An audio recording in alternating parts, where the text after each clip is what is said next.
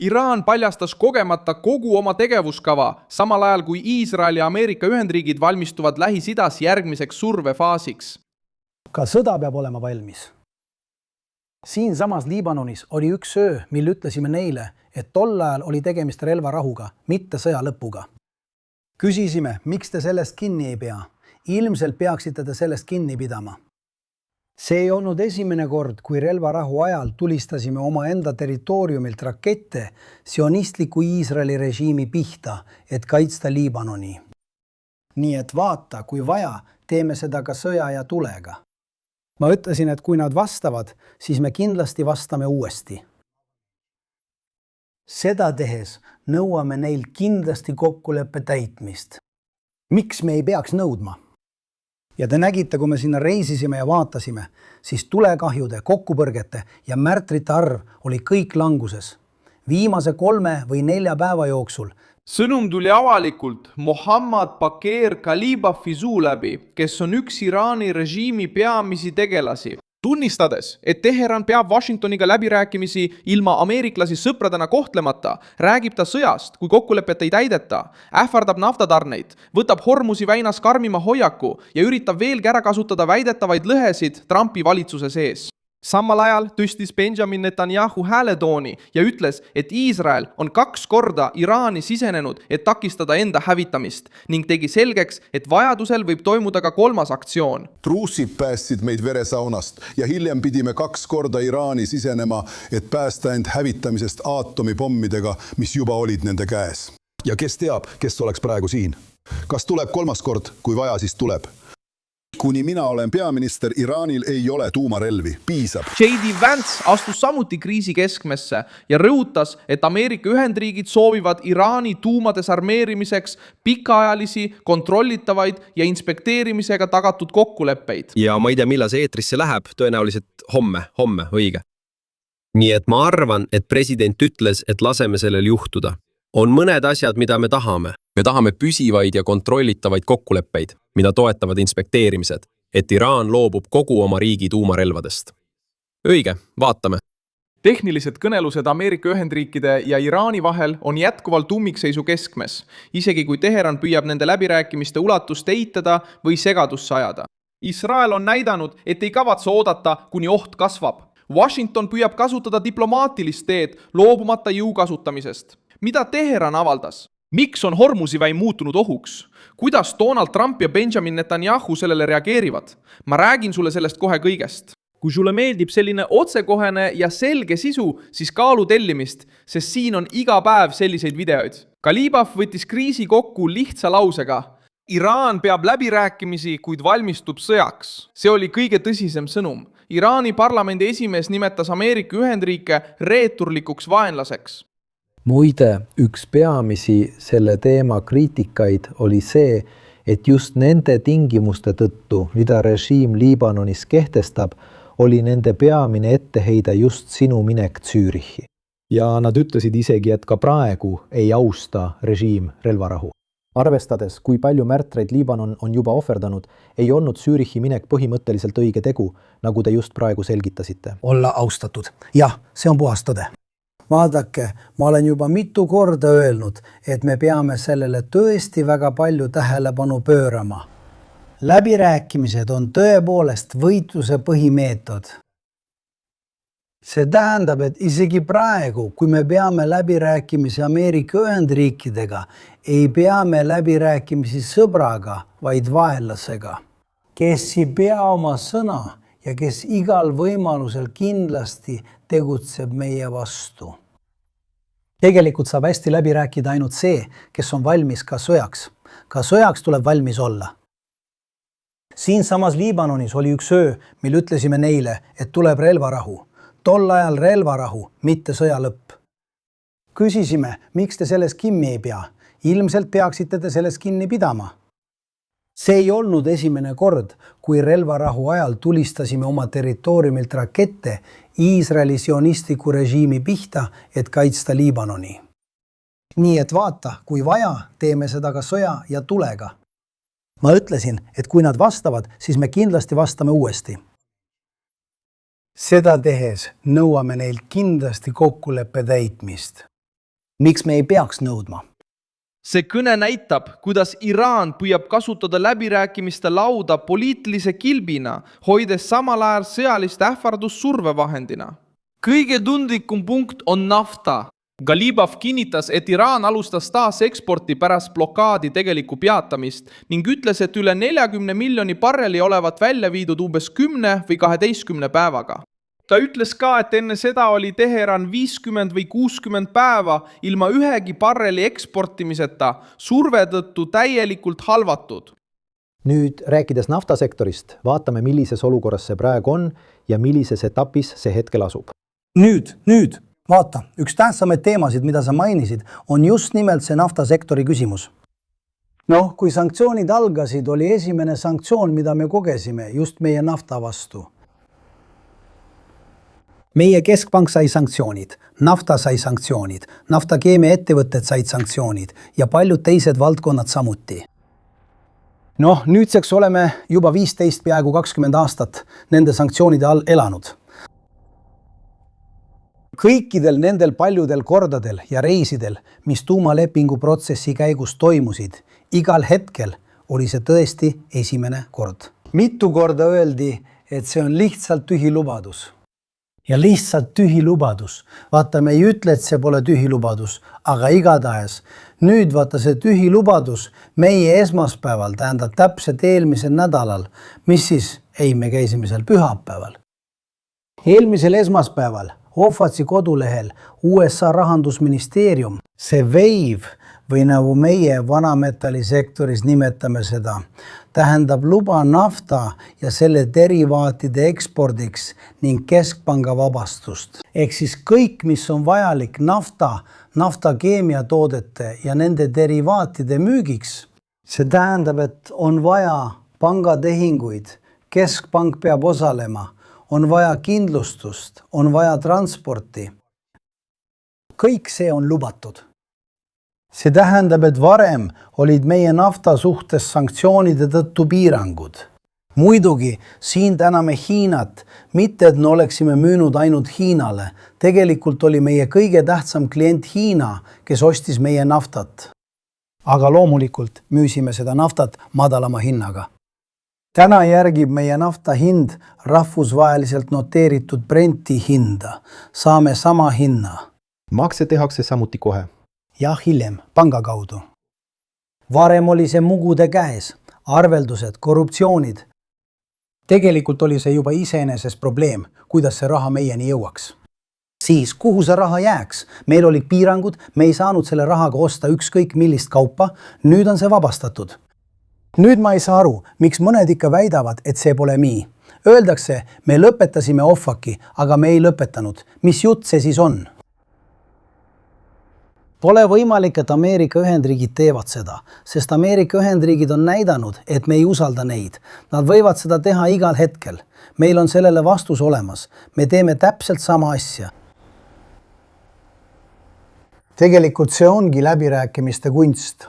Nüüd on see arutelu täielikult läbi viidud ja artikkel 10 ning samuti ennustasime nende 14 punkti läbirääkimiste kestuseks 60 päeva. Muidugi, mõlema poole kokkuleppel võib seda pikendada. Las ma ütlen selle kohe ära, et homme ei öeldaks midagi muud. See 60 päeva tagant uuendamise protsess, kui see jätkub, pikendatakse seni, kuni läbirääkimised jõuavad lõpliku tulemuseni. Ja et kõigi esmase ja teisese sanktsioonide, valuutasanktsioonide eemaldamine teie loal igal juhul. Nõukogu ja julgeolekunõukogu tasandil. Julgeolekunõukogu ja Ameerika Ühendriikide enda sanktsioonid, olgu need siis kongressi poolt või presidendi täidesaatvate korralduste kaudu. Kui kõiki neid ei eemaldata, tuleb iga 60 päeva järel seda pikendada. Ja see ongi protseduur. Kui kõik need eemaldatakse ka see. See on samuti võimalik, sest Ameerika Ühendriigid ei ole usaldusväärsed. Ja tule 3 nädala pärast võitlema, mees. Ma säutsusin seda ka. Pööra, et me saaksime pöörata. Kui on vaja võidelda, siis me võitleme. Kui tahate meid naftast ilma jätta, siis ei saa keegi siin naftast kasu. kui tuleb aeg, mil me ei tohi Pärsia lahelt naftat eksportida ja Ameerika Ühendriigid tahavad meid survestada, siis me ei luba neil ega nende liitlastel naftat saada, kui meie seda ei saa. Meie saame sellest seal väga hästi aru. See ütlus näitab, miks režiim on nii agressiivne. Iraani majandus vajas hingamisruumi ja nüüd püüab ta muuta iga müüdud barreli poliitiliseks võiduks. Arutata kokkulepe näeb ette 60 päevase akna kaubalaevade vabaks liikumiseks, kuid ei lahenda lõplikult, kes hakkab tulevikus selle marsruudi tingimusi kontrollima. Hiljutised reportaažid viitavad sellele, et Ameerika läbirääkijad arutasid mehhanisme, kuidas hoida Hormuzi väin avatuna. Samal ajal nõuab Iraan, et piirkonda käsitletaks strateegilise survevahendina.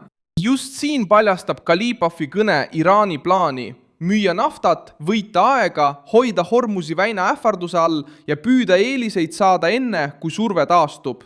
Kui ta ütleb, et Iraan ei loobu oma õigustest väinas, saadab ta sõnumi turule, Washingtonile, Iisraelile ja Pärsia lahe riikidele. J.D. Vance vastas teises lõigus. Ameerika Ühendriikide asepresident kinnitas, et tehnilised läbirääkimised toimuvad, isegi kui Iraan eitab avalikult rahuläbirääkimisi. Tema sõnul on see eitamine osa retoorilisest taktikast, mida Teheran kasutab poliitilise olukorra segadusse ajamiseks. Vance'i seisukoht aitab mõista Washingtoni strateegiat, hoida tehnilist kontakti, nõuda kontrollitavaid kohustusi ja teha selgeks, et Iraani režiimile ei anta ühtegi soodustust, kui nad oma käitumist ei muuda.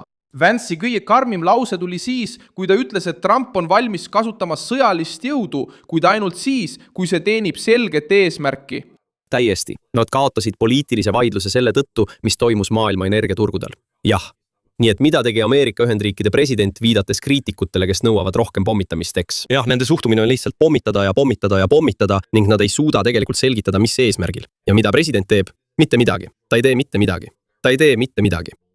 Ta ei tee mitte midagi. Ta ei tee midagi. Ja ta andis selgelt mõista, et on valmis pomme heitma.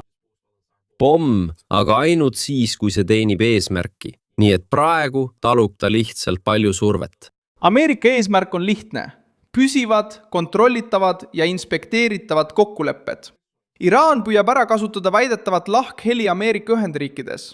Khalibaf mainis Marco Rubiot ja J.D. Vance'i, justkui kumbki järgiks erinevat lähenemist. Ja see lahkheli eksisteerib isegi Ameerika Ühendriikide sees. Nüüd vaata, Rubio jälgib ühtemoodi ja Vance jälgib teistmoodi. Mida Rubio tegi neljapäeval, kui ta oli Bahreinis, Pärsia lahe piirkonnas? Milliseid samme ta astus?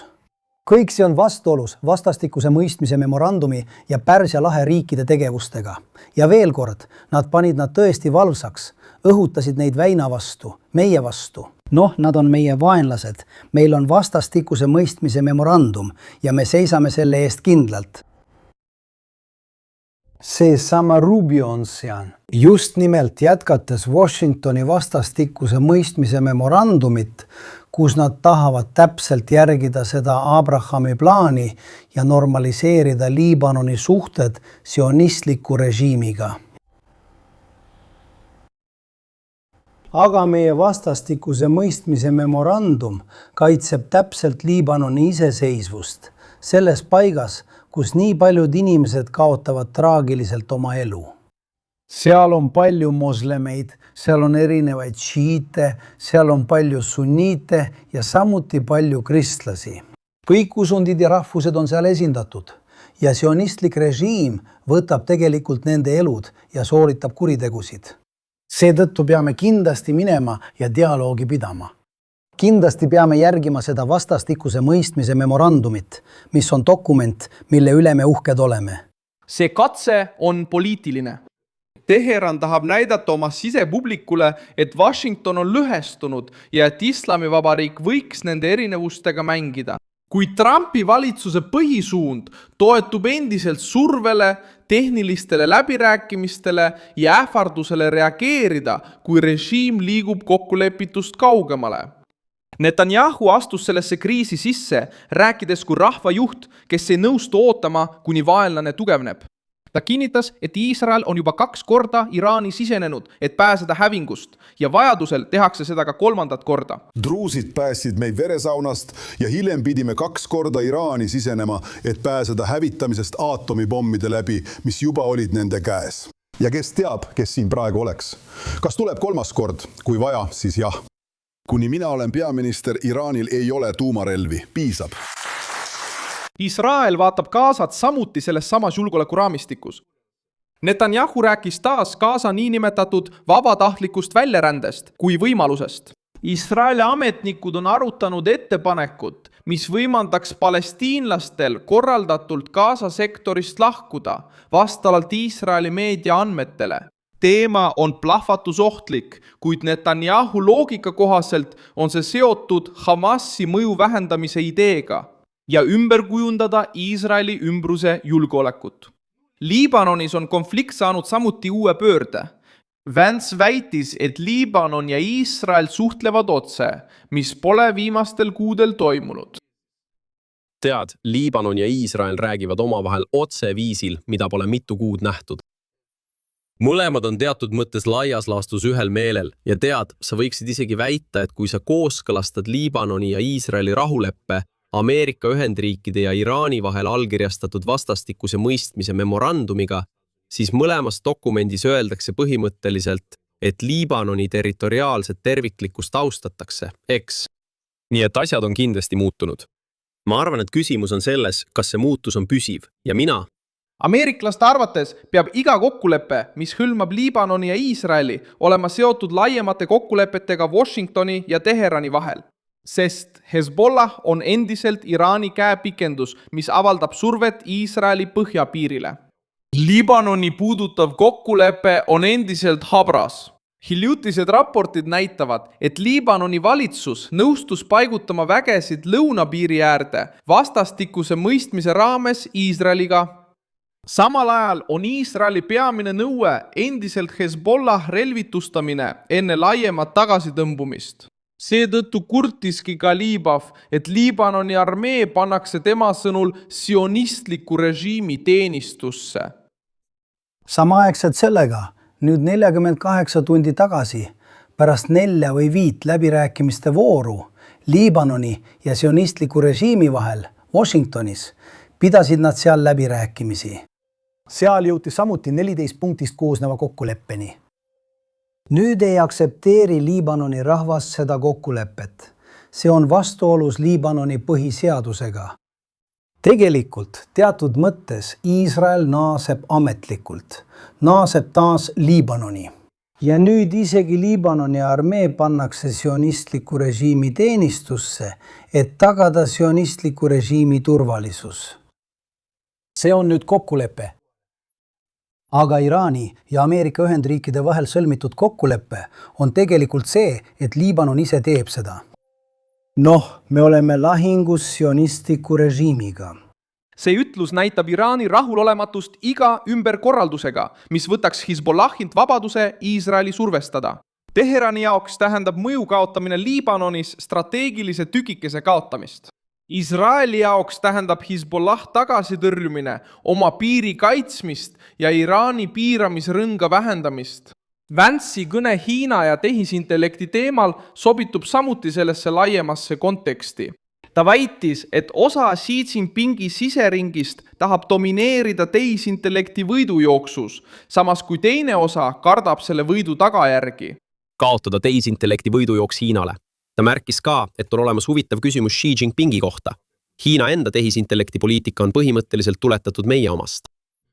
Ja ma ei räägi ainult sellest, et nad kopeerivad Ameerika mudeleid. See on osa sellest. Tegelikult ma mõtlen, ma ei ole kindel, ma ei usu, et paljud ameeriklased mõistavad hästi, kuidas hiinlased tegelikult tehisintellektist mõtlevad. Ma arvan, et osa Hiina poliitikast ja Xi sisering tahab ilmselt lihtsalt domineerida tehisintellekti relvastusvõidujooksus. Jah, tegelikult arvan, et osa Xi siseringist ütleb, et me ei taha kaotada Ameerika Ühendriikidele, aga me ei taha ka võita. Ma mõtlen, et nemad, ma arvan, et nad on sellepärast veidi hirmul. Seos Iraaniga seisneb võimukäsitluses. Washington näeb ülemaailmset võitlust kui tehnoloogia, energia, sõjalise jõu ja poliitilise mõju kombinatsiooni. Iraan tegutseb Hormuzis ja Liibanonis. Hiina võistleb tehisintellekti vallas. Iisrael vastab julgeoleku vallas. Trump püüab avaldada survet ja sõlmida kokkuleppeid, ilma et ta näiks nõrk. Galibaf püüdis veel lammutada Trumpi väidet Iraanile vabastatud raha kasutamise kohta. Kui temalt küsiti versiooni kohta, et neid vahendeid saaks kasutada ainult Ameerika põllumeestelt teravilja ostmiseks, vastas ta, et see oleks täiesti ebatäpne. Hiljuti arutati, kas Ameerika president piiras selle raha kasutamist ainult endistelt töötajatelt teravilja ostmiseks. Punkt ta. Kas see vastab tõele, doktor? Absoluutselt mitte midagi. Vaidlus toob esile veel ühe tundliku koha.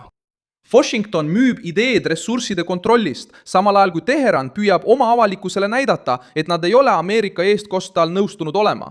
Probleem Iraani jaoks on see, et iga selgitus avab veel ühe prao. Iraan püüab kasutada iga rinnet kauplemisvahendina. Iisrael püüab iga ohu nurjata enne, kui sellest saab suurem rünnak. Kui ma oleksin sulle öelnud täpselt sellel saatuslikul 7. oktoobril, et täna elaksime olukorras, kus oleme kõrvaldanud Teifi, Sinvari, Haniyeh ja Nasrallahi koos peaaegu kogu Hezbollah juhtkonnaga ja suure osa nende suurest raketiarsenalist. Et me kontrollime peaaegu 70% Gaza territooriumist. Et meil on turvatsoonid Liibanoni sees, turvatsoonid Süüria sees ja muidugi turvatsoon Gaza sees. Et me oleme murdnud hirmubarjääri. 47 aasta jooksul pole keegi julgenud Iraani sõjaliselt rünnata. Ja me mitte ainult ei teinud seda, vaid tabasime neid 2 korral. Me eemaldasime otsese eksistentsiaalse ohu. Kas sa tahad veel midagi? Ei, ma tahan teada, kas see on läbi, kas see on nüüd selja taga? Vaata, Mitte kunagi. et me jätkame. Mitte kunagi see võit. Täielik võit jääb eesmärgiks. Lase ma ütlen sulle midagi. See ei lõpe kunagi. Kas sa tahad elada Lähis-Idas ja maailmas, sa pead olema väga tugev. Meie oleme väga tugevad. Iisrael on tugevam kui kunagi varem ja me tõrjume, surume maha need ohud. Me oleme neid väga palju nõrgestanud. Meil on teen tööd teha, aga ma ütlen sulle. Tegeleda Iraani teljejäänustega, kasutada võimalusi. Tehniliste kõneluste edenemine ei vähenda valvsust. Vastupidi, see suurendab nõudlust selguse järele. Kui püütakse kasutada kokkulepet jõudude ümberkorraldamiseks, on Iisrael juba hoiatanud, et ei jää kõrvale. Ja Washington püüab selgelt näidata, et tulemusteta diplomaatia ei ole vaba voli. Suur tänu, et vaatasite seda videot lõpuni. Toetage meie projekti ja aidake rahaliselt, kasutades ekraanil kuvatavat Pixi võtit. Oleme sõltumatu kanal, mille eesmärk on hoida teid tõega kursis. Teie panus aitab meil jätkata.